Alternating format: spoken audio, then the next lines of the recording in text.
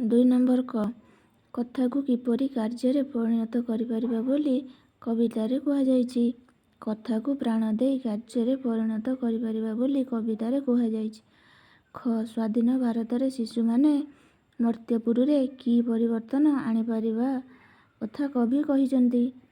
ସ୍ୱାଧୀନ ଭାରତରେ ଶିଶୁମାନେ ମର୍ତ୍ତ୍ୟପୁରରେ ସ୍ୱର୍ଗର ସୁଷମା ଖେଳାଇ ପରିବର୍ତ୍ତନ ଆଣିପାରିବା କଥା କବି କହିଛନ୍ତି।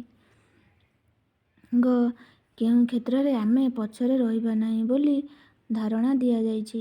ଜ୍ଞାନ ବିଜ୍ଞାନ କ୍ଷେତ୍ରରେ ଆମେ ପଛରେ ରହିବା ନାହିଁ ବୋଲି ଧାରଣା ଦିଆଯାଇଛି।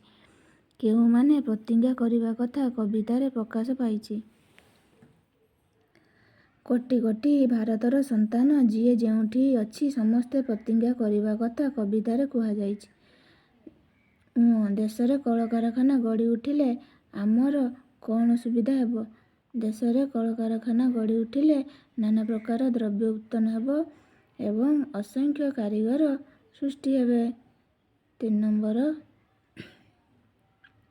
କବିତାରେ ଯେଉଁ ପଦରେ ଏହି କଥା କୁହାଯାଇଛି ସେହି ପଦଟି ବାଛି ଲେଖିବା।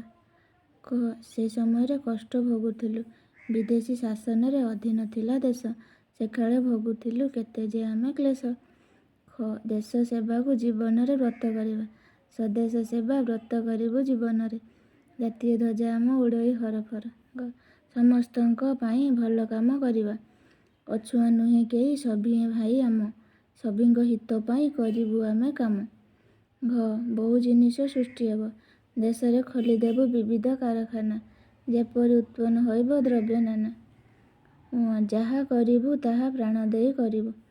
ଆମେ ଯେ ବୀର ଜାତି ନଇଁବୁ ନାହିଁ ମଥା। କରିବୁ ପ୍ରାଣ ଦେଇ କହିବୁ ଯେଉଁ କଥା।